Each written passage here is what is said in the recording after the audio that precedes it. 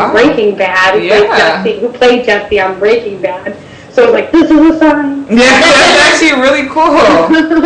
Yeah, it was really cool. But I mean, you know, like coming on set, like you know, like you could just, I learned a lot. You could see everybody, you know, like fit in that. I felt like there was going to be, you know, a lot of egos and all of this stuff, and I don't really feel that is what I experienced while I was on set. There were a lot of people there who were nice, who, you know, like, you know, wanted to hang out and chill, and even, you know, like some of the guys, like we went out on the lake, on the boat and stuff, and I got to know them a little bit better. So they did make the environment, you know, like livable for me, and me able to get into my craft without feeling a little less intimidated by all these people. But you definitely feel like an outsider, you know, coming into that. I can imagine. I would be freaked out. I'd be so excited, but I'd be nervous as hell. We got a question for you in the chat from Danny. Was it one of the first scenes that we see you in on Vampire Diaries is with Nina Dobrev when she's gnawing at your neck for a very long time. So Danny wants to know, is it awkward when you film those scenes when you're getting bitten or getting compelled or things like that? You know, that was one of the first things that we shot. That was like the first scene that we actually shot, and I was nervous as hell because, like, one, like, I had never met Nina, and she's the star of the show, and she's going to have to be, like, you know, gnawing at my neck, and I'm like, oh, really? It's going to be kind of awkward. Talk about this or something. Introduce yourself first. Understanding that this is something that she's done already with a lot of other actors. I'm not the first one, but, you know, like, I just, you know, like, I think the best thing for an actor to do, if you're able to, is to, you know, like, talk to the other actors and kind of, you know, like, just create a rapport with them so your work is that much easier and you feel more comfortable and you're free in it. So we chatted a little bit on the van ride getting there, and, I mean, let them, like do their thing, and, you know, like, I was nervous as hell, but I was just like, all right, you know, blinded by it all, and just went in there and did my thing, and, you know, I feel like it came out well. It did came out well. You're a good screamer. Yeah. Thank you. So you sold it. Paranormal Activity. Yeah. Now, another thing I was wondering if it would be kind of awkward. You had a lot of scenes with Stephen R. McQueen, who plays Jeremy Gilbert on the show. And previous to you being on the show, his love interest was Bonnie Bennett. And now Bonnie is dead and gone by the time you come on, and now you come on and you're making out with him like a whole lot. So is that kind of a weird experience? Because I always wonder for actors who have to have those types of scenes with people they don't know all that well. Is that kind of like a, hey, how you doing? We're going to be making out in about 5 minutes. Just wanted to come over and introduce myself. Yeah, I mean, you know, like, it's a little awkward, you know, when you have to, like, fluff it with somebody that you don't know, and you're like, this is my job. What? I mean, given, you know, he is pretty hot, so yes. It wasn't that hard. It wasn't that hard to get into character for that scene. But, you know, like, just, like, with Nina and the other people on the show, like, I just, like, I talked to him. He was very easy to, like, talk to and to get to know, and, you know, like, it was kind of weird, you know, having Bonnie had passed on to another life in another dimension. Yeah. And, you know, like the actress Kat Graham, I'm like, I don't know what they're doing with the show, you know, like, and if that's going to be something that, you know, and I don't know what history they have, if that's going to be something that is going to be awkward between actors, you know? Oh, okay. And so, but then I met Kat, and she's like this amazing, like, ball of light and, like, energy, and, like, you know, she was like homegirl, and I was like, okay, so this is cool. So, you know, one, Steve McQueen is hot. Two, we got to talk, and we got pretty, like, cool on set and everything, and also Kat was cool about it, so we just, you know, everything just, like, you know, I was just going along with whatever was happening and doing the best that I could in the moment and with these actors and trying to create. That's awesome. So let's say Monique had another love interest that was not Jeremy. Who would you have liked it to be with? I definitely thought it was leaning towards Matt. I thought so too, actually, when I was watching. I thought it was going to be Matt too. Yeah, Matt needs some love, man. Matt. He has the worst luck of all of them. He doesn't get a break. He's the only, he's the only human on the show, and he never gets a break. He's just, I hope for him, too. But I think, we started through the mistrust to build trust through, my story, and our stories were aligned in a weird way with what we had been through in our lives, as far as me going through the system and losing people and having no family, and the same situation for him, and all the craziness that he's been dealing with throughout the show. So I think we started to come together through that, and through a common purpose, which is one, for me to find my family, and him to kind of alleviate the trauma that was going on at that time in the show. So I definitely thought it was going to be Matt, and that's who I would have chosen. If I wasn't, if I stayed at Sarah Salvatore, it wouldn't have been Ian, but if, I think, you would be my choice. Yeah, you know what, I'm a Stefan. I love Ian Somerhalder, I love him so much, but when it comes to Vampire Diaries, Stefan is my baby. I'm still with Damon. Yeah, I like Damon, but I want him with Bonnie. I like the bad boys. Yeah. I like the bad boys. The bad boys that, that part. I mean, he started kind of, he's like the brooding, moral compass. Yes, this vampire life, and I love that too. Maybe I would have been like Nina and Adam both. Yeah, I know, right? Always had them both. That is so exciting. It sounds so bad, but hey, they made it work on the show, so we can make it work too. Just saying. Yeah.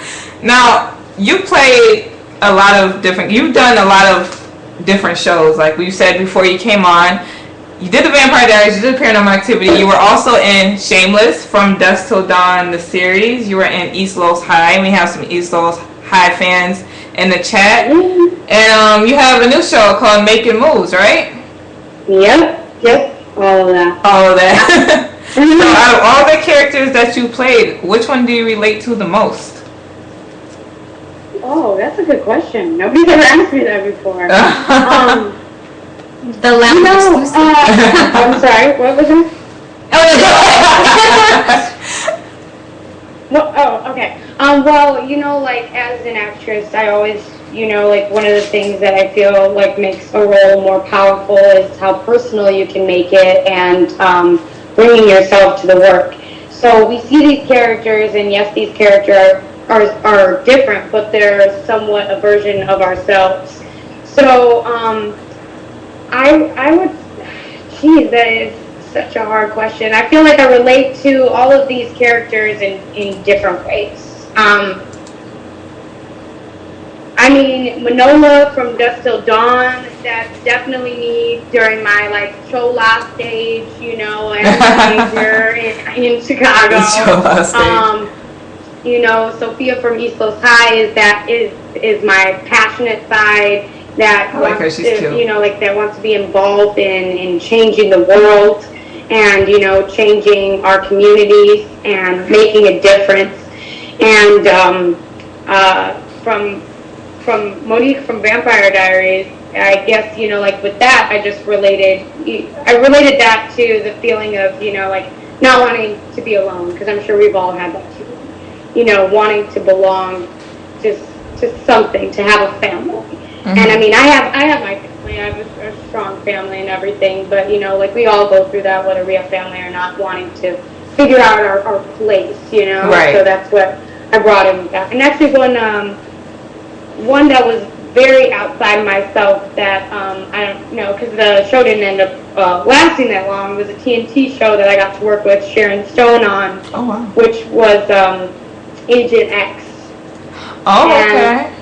Yeah. Sharon Stone, Basic Instinct. Right? 16-year-old Kyle revolutionary soldier from Chiapas, Mexico, which was so amazing. We got to do all these stunts. We got to be in a plane that crashed, and I got to perform surgery on a diplomat. Like, it was like, oh, what? That's a very complex character. Right? They're like crashing planes, performing surgery, a revolutionary soldier all in one. That's yeah, so that definitely, like, I think that part definitely fed into Sophia, that if, like the Mexican-American version of what that would be, and not on the battleground, but on the battleground of our communities.